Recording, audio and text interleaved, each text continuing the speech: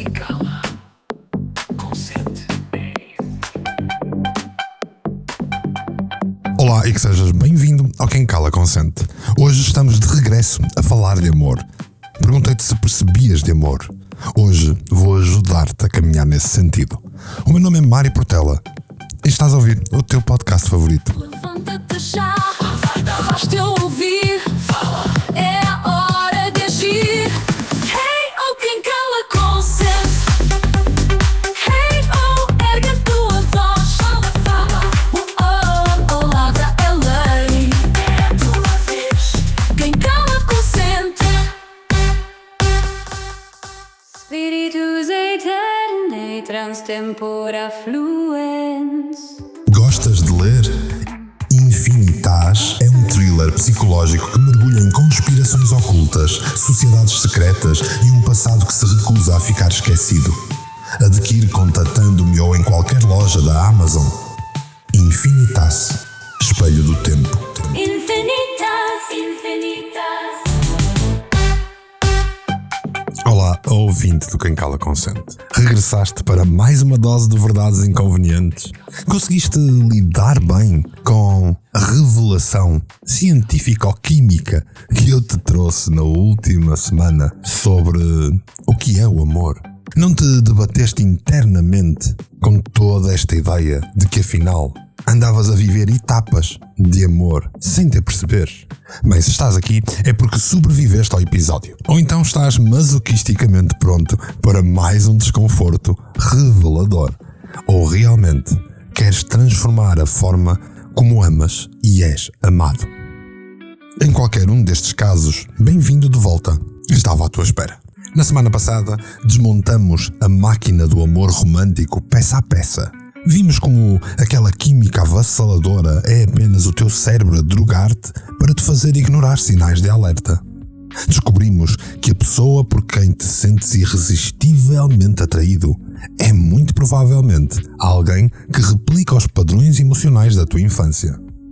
No último episódio, percebemos que a maioria dos relacionamentos fica preso numa batalha de poder interminável, onde ambos tentam desesperadamente curar feridas antigas, um através do outro. Eu sei que não foi propriamente um passeio no parque, pois não, mas hoje, ouvinte do Quem Cala Consente, hoje eu vou levar-te a um diagnóstico e ir além desse diagnóstico, porque identificar um problema é metade da batalha, a outra metade é fazer algo a respeito disso. Portugal continua mergulhado numa epidemia de stress emocional. Lembras-te de eu te dizer, 80% dos casos de depressão no nosso país têm origem em relacionamentos disfuncionais, sejam eles românticos, familiares ou profissionais. O problema é que grande parte são de facto relacionados com situações emocionais românticas. E enquanto continuarmos a romantizar o sofrimento, a confundir intensidade com amor, a esperar que as outras pessoas preencham os nossos vazios internos, estes números só vão aumentar. Mas tu podes ser diferente. Tu podes quebrar este ciclo, pelo menos na tua vida. Tu podes ser a anomalia estatística que aprende a amar de forma consciente, madura e genuinamente nutritiva. Hoje vou mencionar-te algumas ferramentas práticas, depois de avaliarmos a forma de diagnóstico. Aviso-te que, tal como tudo no Quem Cala Consente, não são soluções rápidas, não são truques mágicos. São práticas comprovadas cientificamente, mas que exigem tempo e que dão trabalho. São baseadas em décadas de investigação em psicologia, neurociência, terapia comportamental e até em programação neurolinguística.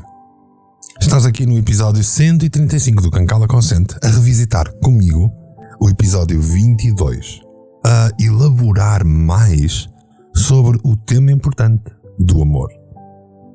E se estás a pensar desligar, porque isto parece demasiado intenso, demasiado desconfortável ou dá demasiado trabalho, bem, isso diz-me exatamente em que fase do amor tu te encontras. Mas fica até ao final do episódio. O crescimento acontece precisamente na fronteira do desconforto. E prometo-te que do outro lado existe uma forma de amar que nunca imaginaste ser possível se ainda não ultrapassaste a segunda fase. Que é o amor, como é o amor? Será ser muito só? O amor é como um bailado, dois corpos, duas almas a girar, unidos mas não acorrentados, livres para voar e sonhar. Dois corações a bater, do mesmo ritmo mas separados. É assim que o amor cresce. Amor é dar espaço para crescer, é confiar e deixar ser, juntos mas livres para florescer. Assim o amor pode acontecer. Diagnóstico social. Diagnóstico de amor.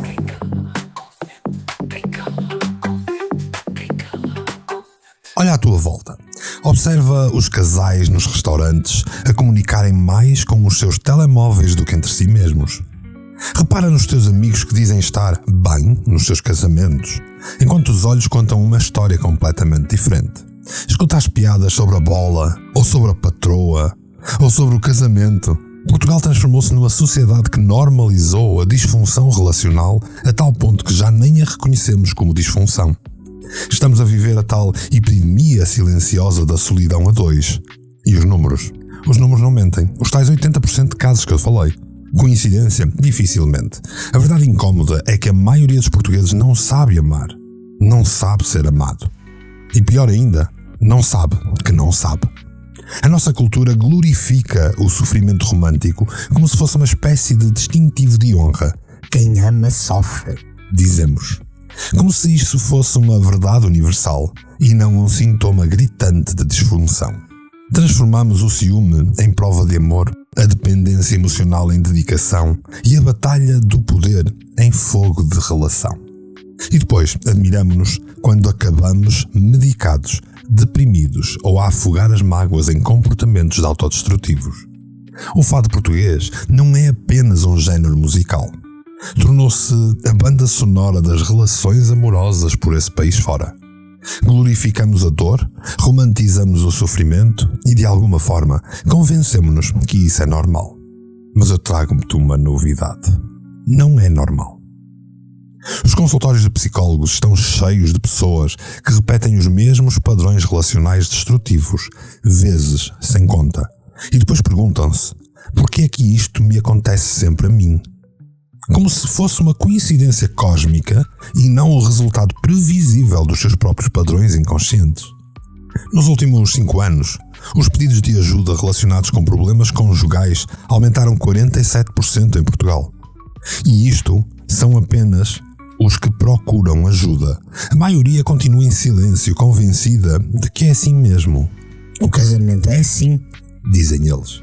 Todas as relações são difíceis. Querem que acreditemos. Ninguém é feliz a longo prazo. É uma triste profecia autorrealizável que nós criamos para nós próprios.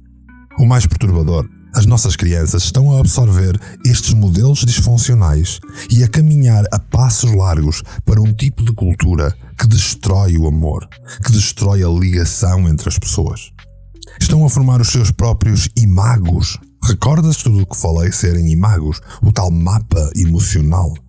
As nossas crianças estão a formar os seus próprios imagos, baseados nos relacionamentos tóxicos que observam, baseados nas guerras sociais em que as culturas da moda nos metem. Quero trazer-te ainda mais dados implacáveis. 67% das pessoas que se divorciam voltam a casar-se no espaço de 5 anos. E 75% desses que se voltaram a casar terminam em divórcio novamente. E isto acontece porquê? Porque nós levamos connosco o nosso imago, os mesmos padrões, as mesmas feridas não curadas. Mudamos de parceiro, mas não mudamos a forma como nos relacionamos com eles. E depois, fazem terapia de casal. Há uma razão pela qual as terapias de casal tradicionais não funcionam. Ou pelo menos têm uma taxa de sucesso baixa. É que estão a tratar o sintoma e não a causa. Estão a tentar melhorar a comunicação entre duas pessoas que estão fundamentalmente a falar línguas emocionais diferentes. Estão a tentar criar compromissos entre duas pessoas que estão inconscientemente a tentar reescrever histórias de infância completamente distintas.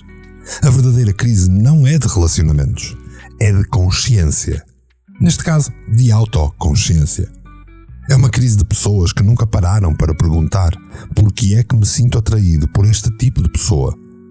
Por que é que repito constantemente os mesmos padrões? O que é que eu estou realmente à procura nesta relação? Se não dói, não é amor a sério. Quantas vezes já ouviste isto?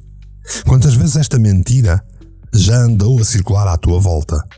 Quantas vezes acreditaste nela? A ideia de que a intensidade emocional, mesmo quando dolorosa, é um indicador de profundidade, não é. É um indicador de trauma que não está resolvido. O amor verdadeiro, o amor consciente, o amor incondicional não dói. Pode ser desafiante, pode exigir crescimentos, pode confrontar-te com as tuas próprias limitações, mas não dói, não te destrói. Não te deixa ansioso, inseguro, a duvidar constantemente do teu valor. Isso não é amor. É dependência emocional mascarada de romance. Que é o amor, como é o amor? Será sermos um só? A boa notícia é que se ainda me estás a ouvir, é porque estás a questionar. Estás a considerar a possibilidade de que, talvez, apenas talvez, haja uma forma melhor de amar e ser amado. E há. Mas requer algo que poucos estão verdadeiramente dispostos a fazer. Olhar para dentro. Fazer um diagnóstico. Reconhecer os teus próprios padrões. Assumir a responsabilidade pelo teu papel na dança disfuncional que tens repetido.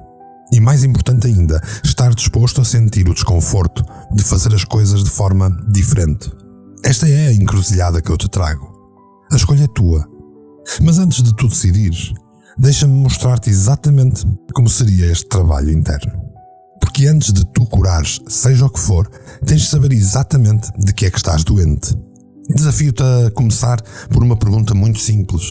O que é que eu procuro realmente quando procuro amor? A resposta honesta raramente é romântica. Para muitos é a procura da validação. Para outros é a procura de segurança. Para alguns é a sensação de serem finalmente vistos. E para demasiados é simplesmente não estarem sozinhos. Agora pensa no teu último relacionamento significativo. Não quero que penses no que correu bem nem no que correu mal. Quero que penses no que sentiste quando acabou. Aquela dor visceral, aquele vazio, aquele pânico, de onde é que isso vinha? Se fores brutalmente honesto contigo, provavelmente perceberás que não era apenas a perda da pessoa específica, era o despertar de uma ferida muito mais antiga. Uma ferida que reabriu. E é aqui que a maioria das pessoas recua. É demasiado desconfortável reconhecer que a dor romântica que sentimos é, na verdade, um eco de uma dor muito mais antiga, que está entranhada em nós. É mais fácil culpar o ex, o azar, o timing, a sogra, mas esse caminho só te leva de volta ao início do ciclo. Pergunta a ti mesmo, em que etapa estás? Se ainda persegues aquela química inicial, se precisas apenas de uma paixão avassaladora, se estás preso na primeira fase, então ainda tens muito trabalho para fazer. Se estás num relacionamento onde os mesmos conflitos se repetem, onde te sentes simultaneamente incapaz de ficar e incapaz de partir, tu estás na batalha de poder, estás numa segunda etapa. Agora, se me disseres que estás a começar a ver o teu parceiro como um ser humano separado de ti, com as próprias feridas, com as próprias necessidades, e não apenas como alguém que deve preencher os teus vazios, então aí estás a vislumbrar ao fundo o amor consciente. Aí, tu vais a caminho para o amor. O diagnóstico mais revelador é observar os padrões, não as pessoas. Que padrões andam aí? A sensação de não ser suficiente? A ansiedade do abandono? A necessidade de controlo? Estes não são problemas do teu relacionamento atual. São ecos da tua história original de amor. A forma como aprendeste a ser amado. Quando eras demasiado pequeno para compreender o que estava a acontecer. Tive uma cliente, vamos chamar-lhe Joana, que entrava em pânico sempre que o namorado demorava a responder às mensagens. Não era uma preocupação ligeira, não. Era um terror visceral, suores frios, pensamentos catastróficos.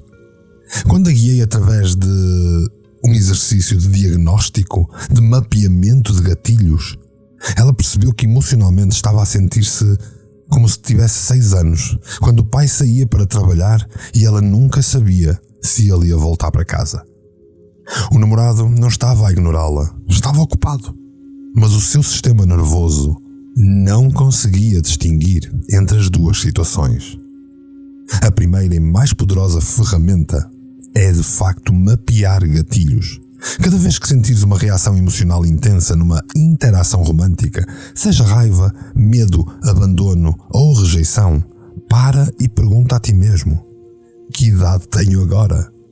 Não literalmente, claro, mas emocionalmente, porque quando um gatilho é ativado, raramente estamos a responder ao presente.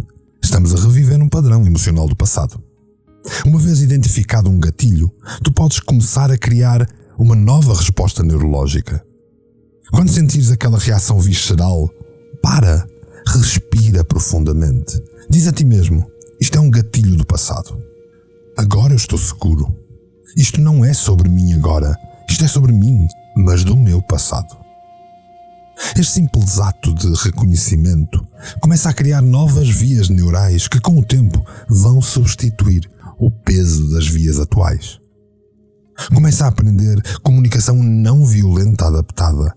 Em vez de dizeres "tu nunca me dás atenção", que é uma acusação garantida para ativar as defesas dos outros, aprende antes a dizer: quando passamos a noite toda e mal conversamos, sinto-me invisível e sozinho, porque tenho necessidade profunda de conexão.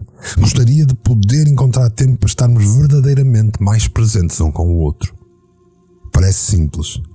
Parece uma coisa muito simples, mas é de facto revolucionária. Estás a assumir responsabilidade pelos teus sentimentos, a articular as tuas necessidades de uma forma assertiva, sem culpar o outro, a fazer um pedido claro daquilo que tu precisas e não uma exigência.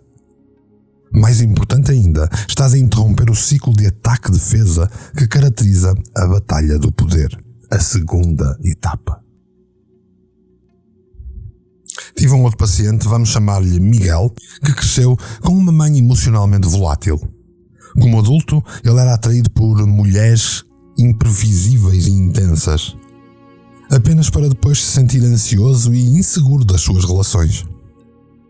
Através de uma espécie de reparentalização consciente, este Miguel aprendeu a oferecer a si mesmo a estabilidade emocional que nunca teve na infância.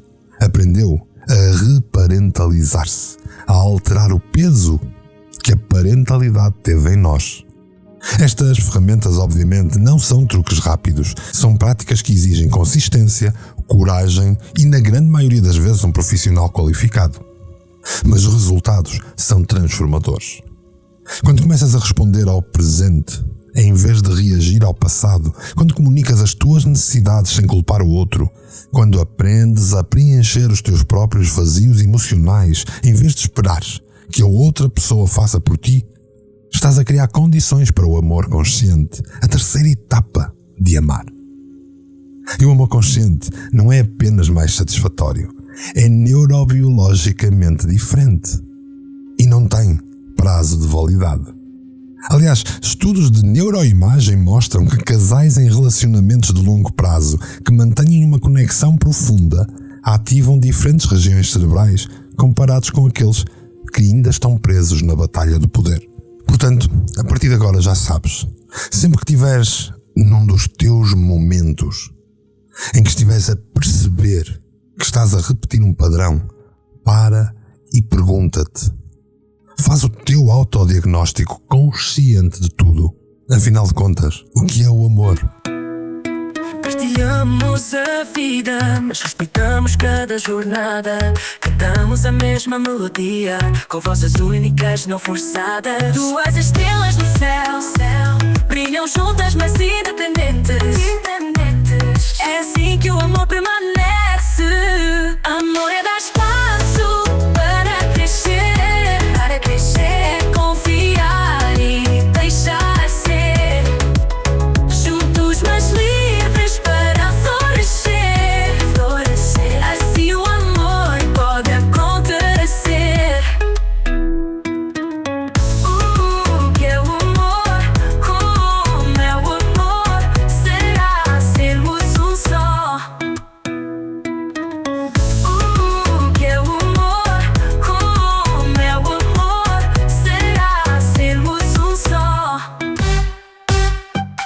Se no último episódio falamos da neuroquímica, da neurobiologia, daquilo que as pessoas chamam amor, se neste episódio falamos do autodiagnóstico, do mapeamento de gatilhos para conseguirmos sair da primeira e da segunda etapa do amor, para caminhar para um amor consciente, na próxima semana vamos mergulhar em mais ferramentas práticas e terminar esta temática para perceber que o amor não é suposto destruir-te, é suposto elevar-te.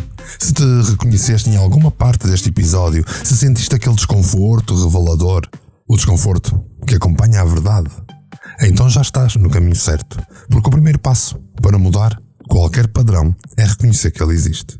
Até lá convido-te a observar os teus relacionamentos, os relacionamentos à tua volta, e talvez, apenas talvez, comeces a ver que tens muito mais poder sobre a tua vida amorosa do que alguma vez imaginaste. E é por aí estares comigo em mais um episódio desconfortável que te deixo o meu mais sincero e profundo agradecimento, assim, polvilhado com um sorriso.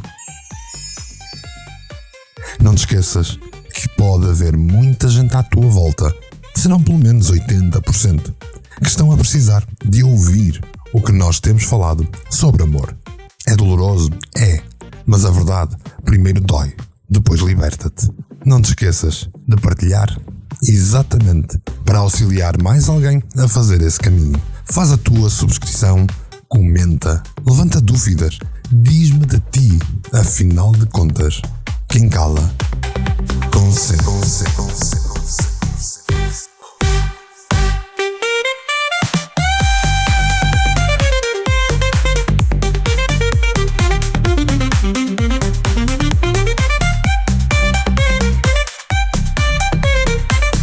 Quem a vive, tua voz é liberdade.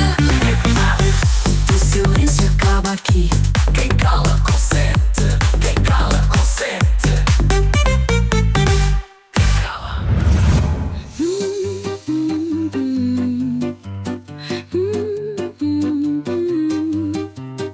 Hey, hey, hey. Mic check, vamos lá rolar. É meu portela, ideias a girar.